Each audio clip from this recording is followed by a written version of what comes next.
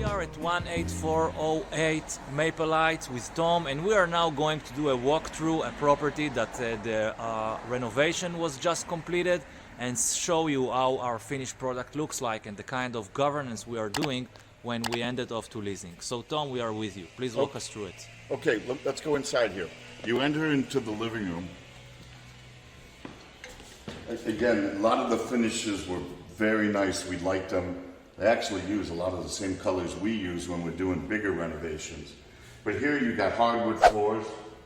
You've got a fireplace. We don't allow tenants to use fireplaces.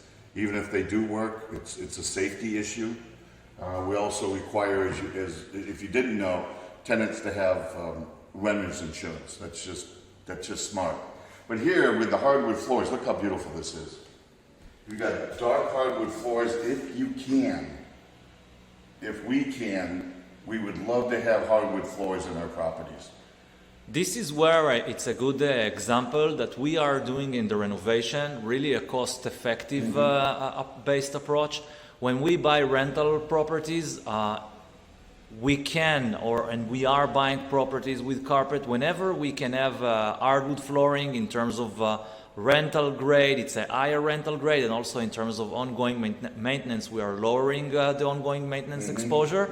And I think that's a good example why the numbers can work for us also buying a bit higher end products like we see here. We try to. We're not always successful because when we buy a property, before we buy it, I try to pull back the carpet if I believe there's hardwood in it. Sometimes I can see it in the closet that there's hardwood and it hasn't been carpeted. But the ideal, we get it right half the time. That by the time you pull the whole thing out, and you can't do it till you own it. Sometimes you see stains from pets, or it's been there a long time to wear, and you just can't resurface it enough cost-wise to bring it back, or you'll cause divots. So, but our preferences, hardwood floors by all means. Long-term cost, short-term, the great look, higher tenants. So let's go through here, Nir. You flow from the beautiful living room into a dining room. Big plus in a home like this. This is called a colonial. The structure's a colonial. Generally speaking, you don't have dining rooms. A lot of times you'll see breakfast nooks, but you get a dining room, we're going to get a higher tenant right there because you got a separate room. Now, things you don't think about, but they're important are. Let's talk about it a bit, Tom. When we talk about the property layout, so we have obviously the location as value, we have the property condition as a value element, and we have the property layout.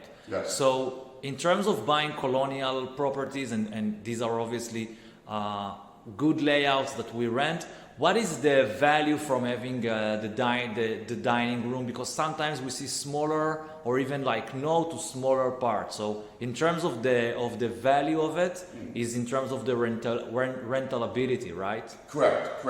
You also think about livability. You talk about livability, you talk about who would be your potential tenant in those cities in this property. For example, this is a beautiful property, but one small segment that you would preclude probably is somebody who's up in age, who's older, because there are no bedrooms on this first floor. Not uncommon. Most of these homes don't over here. So all your bedrooms are up. So you're talking about somebody who's a little bit older, and in different cities, Euclid is one where we have ranches that suits somebody who's a little bit older in life, so they don't have to go up and down stairs. Does that make sense? Yeah, that's part of the things when we buy a property up front and we think about the numbers. We are also thinking about the target tenant profile. Yes. Who would be the target tenant profile in our property and preparing it for that target tenant profile. Now keep in mind, we have a property management company. Majority of the time we have potential tenants in line waiting and asking for properties in specific cities. So I know Nir will talk to one of our leasing people and Kathleen, the owner, regarding where they are in the process on this one. But they have an indication of the type of people. This year was probably going to be a younger family, maybe just a young, middle-aged couple who wants room to have their kids, or even older that are healthy, who wants to have their grandkids over, because there's plenty of room to play. Yeah. Dining room, we're talking about our holidays, Thanksgiving, any holiday where you want to sit around and converse and eat together. This is big. This Exactly. is big. I don't think I ever grew up in a home that didn't have a dining room, but that's a plus neither for here the nor there. property Big and plus. something that Big plus. we definitely take into account. Yeah. Now, so let's walk through this a minute. I want to show you stuff that you really don't think about. You got new smoke and CO detectors. Now, that's a requirement now in the city. Not just smoke detectors, but carbon monoxide detectors. So we put up smoke, we put up combo units in every floor of the building. So there's one upstairs, one here, one in the basement. But it's important you know that because you'll be violated if you don't have it, not to mention the overall safety risk.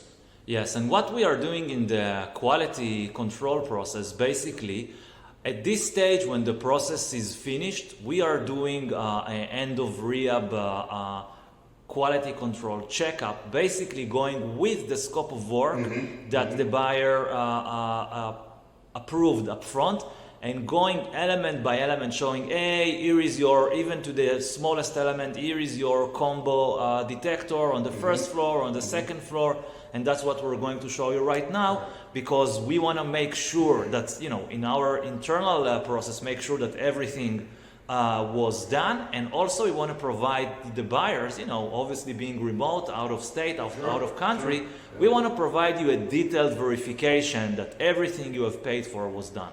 The nice thing about it too is our home inspectors that you choose from a list that we have will have in the report, they will test them if there are some, if they're good, replaced, not replaced. So the scope of work, which I'll show you when we go outside, scope of work, you buyers know that because you've seen them. We'll make sure that gets addressed. We're talking about the biggest thing is we want our renters to be safe, right? And I just saw the news the other day, I'm not gonna get long-winded, but although there was a tragedy, a family of 8, 7 got out because the mother heard the smoke detector. Even the fireman said that saved many lives. So we want safety, and you do too. Yes, for liability, for sure. Sure. So this is nice here. This is very comforting. You got a little porch out back. You don't normally get that. But this is, again, one of the bonuses where you got right off the dining room. They could sit out there, they could watch the kids play, they can do games, do whatever they want to do. That's nice of you. We don't get that a lot. Let's go through to the kitchen. Kitchen was in great shape. If we don't like the appliances, we always put new appliances in. And the reason being, again, our experiences, and we've got plenty of it, is kitchens and baths get good tenants, get good leases. So you can see these were in good shape. Matching black, nice and clean. The idea, again, somebody likes it, they're qualified, they can move in right away and start this, get the income off this property.